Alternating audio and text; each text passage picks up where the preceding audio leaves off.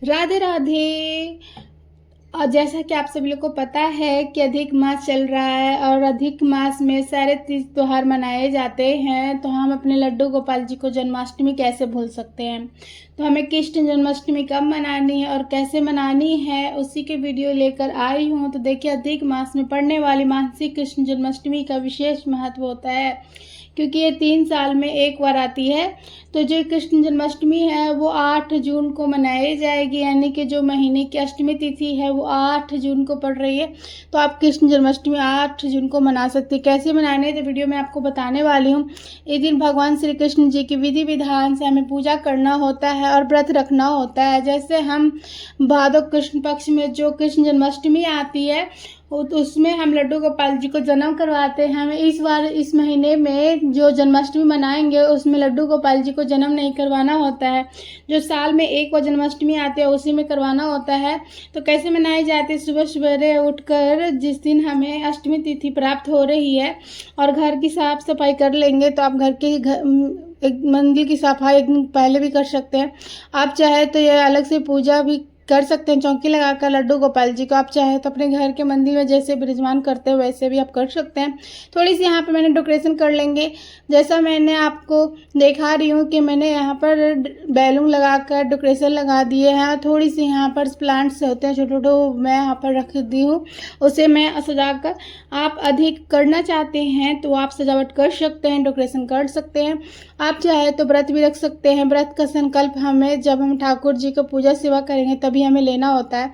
अपने हाथ में कुछ जल लेकर फूल लेकर हमें व्रत का संकल्प लेना होता है। श्री कृष्ण भगवान, मैं आपका जन्माष्टमी का व्रत रखना चाहते हैं, हमारा व्रत कर लेना, सहायता कर देना। इस तरीक़ा से हमें व्रत का संकल्प लेकर जो जल है हमें इसी ज़मीन पर या किसी मिट्टी में गमले में आप छोड़ दीजिएगा और अपने ठाकुर जी को विशेष स्नान करवाएंगे, क्योंकि अष्टमी तिथि जो प्राप्त हो रही है और उस दिन हमारे जो 3 साल में एक और जन्माष्टमी आती है हमारी लाला की। तो लड्डू गोपाल जी को देख सकते हैं, मैंने जो कलश ले लिया था इसमें मैंने सादा जल ले लिए थे, उसमें फूल ले लिए थे मैंने। थोड़ी सी यहाँ पर कपूर डाल सकते हैं, चंदन डाल सकते हैं, आप हल्दी डाल सकते हैं, मैं इत्र डाली हूँ यहाँ पर, आप देख सकते हैं। मैं अपने ठाकुर जी को इस तरीक़ा से बहुत सुंदर तरीक़ा से मुझे स्नान करवाना है। यहाँ पर देखिए, मैंने ठाकुर जी के लिए यहाँ पर मैंने अच्छी से स्नान करा, इनके स्नान की एक मैंने प्यारी सी ड्रेस बनाई थी स्नान कराने के लिए। और इसके बाद मैं इनको अच्छे से इनकी शरीर को मैं यहाँ पर रुमाल से पोंछ लूँगी और यहाँ पर ठाकुर जी को और मैं सभी शरीर को पोंछ देंगे। पोंछने के बाद मैंने सुंदर से श्रृंगार करना। आप चाहे तो ठाकुर जी के लिए कोई भी गिफ्ट भी ला कर दे सकते हैं, क्योंकि उनका जन्म उत्सव मनाने वाले हैं हम लोग। या आप पीले रंग की कोई भी ड्रेस पहना भी सकते हैं, आप खुद भी पीले कलर का ड्रेस पहन सकते हैं। कोई भी कलर अगर आपके पास है तो वो भी आप पहना सकते हैं ठाकुर जी के पास।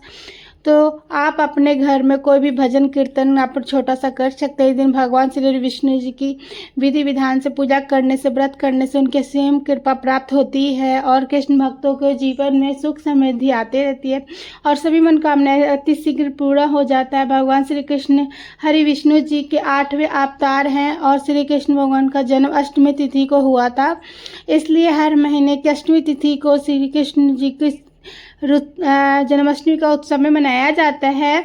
तो आप देख सकते हैं मेरे ठाकुर जी कितने सुंदर कितने प्यारे लग रहे हैं।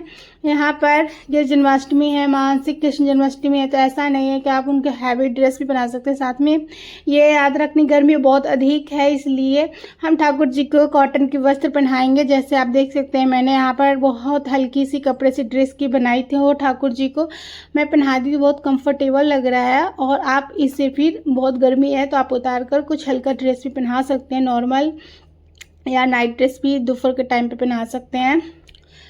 कोई भी यहाँ पर मैंने हवी मुकुट अभी लगाई हूँ, क्योंकि वो बाद में उतार दूंगी वीडियो बनाने के बाद। आप चाहे तो फूल बंगले सजा सकते हैं। आप ठाकुर जी के लिए आमों का बगीचा बनाकर भी ठाकुर जी को विराजमान कर सकते हैं। लीची का उत्सव बनाकर आप ठाकुर जी को विराजमान कर सकते हैं। अभी ऐसे कोई भी फूल पत्ते लेकर उनको डेकोरेशन कर कर आप ठाकुर जी को विराजमान कर सकते हैं। और साथ में ठाकुर जी को चंदन सेवा देंगे, इत्र सेवा देंगे। ये सेवाएं आप ठाकुर जी को गर्मियों में ज़रूर देनी है, खास करके उस दिन जिस दिन हमारे ठाकुर जी का जन्म उत्सव मनाया जाता है। और वैसे 3 साल में एक बार हमारे ठाकुर जी का जन्म उत्सव मनाया जाता है, तो बहुत धूमधाम से हम मनाएंगे। और देखिए, जो लोग व्रत रखेंगे कृष्ण जन्माष्टमी का, वो अगले दिन व्रत का पारण करना होता है। अगले दिन सुबह जब हम पूजा कर लेंगे सूर्योदय से होने के बाद, उसके बाद पूजा करने के बाद सूर्य भगवान को जल देने के बाद ही हमें व्रत का पारण करना होता है। और भोग में आप ठाकुर जी को अच्छे अच्छे पकवान बनाकर, अच्छे अच्छे जो मिठाइयाँ बनाकर उनको भोग लगा सकते हैं। ठंडे ठंडे शरबत भी बनाकर आप भोग लगा सकते हैं, लस्सी बनाकर भोग लगा सकते हैं। गर्मी में आप जो भी चीज़ को आप बनाकर उनको भोग लगा सकते हैं। माखन मिश्री का भी भोग लगा सकते हैं। और जो भी भोग आप ठाकुर जी को लगाएंगे उसमें तुलसी दल पत्र आप जरूर रखिएगा। और उस दिन अपने ठाकुर जी की नज़र आप जरूर से जरूर उतारिएगा। आप मोर पंख को 7 या 11 बार आप घुमाकर ठाकुर जी को नज़र भी उतार सकते हैं। साथ में ही कुछ न कुछ हमें ठाकुर जी को दक्षिणा जरूर देनी है, दक्षिणा हमें जरूर देनी है। और वो अगले दिन दक्षिणा आप किसी को दान कर सकते हैं। आप अपने ठाकुर जी के लिए कोई भी उसका सामान भी लेकर आ सकते हैं। दक्षिणा समर्पित करने से हमारे पूजा में कोई भी भूल चूक होती है वो क्षमा हो जाती है। आप चाहे तो उस दिन आप सूखी तुलसी की लकड़ी के दीपक जलाकर आप भगवान की लड्डू गोपाल जी का आरती भी कर सकते हैं। ये कुछ ऐसे विशेष नियम भी होते हैं जो पूरे साल नहीं भी कर पाते हैं, तो ये 3 साल में एक बार मासिक जन्माष्टमी आती है, तो आप इसमें करेंगे तो उसका विशेष फल की प्राप्ति होती है। और काफ़ी सारे लोग को कमेंट भी आया था कि मासिक जन्माष्टमी कैसे मनाएंगे, जो कि 3 साल में एक बार आती है। तो देखिए बहुत सिंपल तरीका से मैंने आपको पूजा बताई है आप ठाकुर जी को।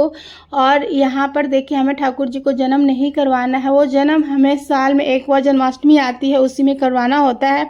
इसी तरीक़ा से आप ठाकुर जी को अपने ठाकुर जी के थोड़ा सजावट करा सकते हैं, थोड़ा डेकोरेशन कीजिए, थोड़ा आप जैसे मतलब सेलिब्रेट किया जाता है उस तरीक़ा से आप घर पे भी कर सकते हैं। देखिए मैंने यहाँ पर नॉर्मल तरीक़ा से इनकी सजावट की है जो कितना खूबसूरत लग रहा है।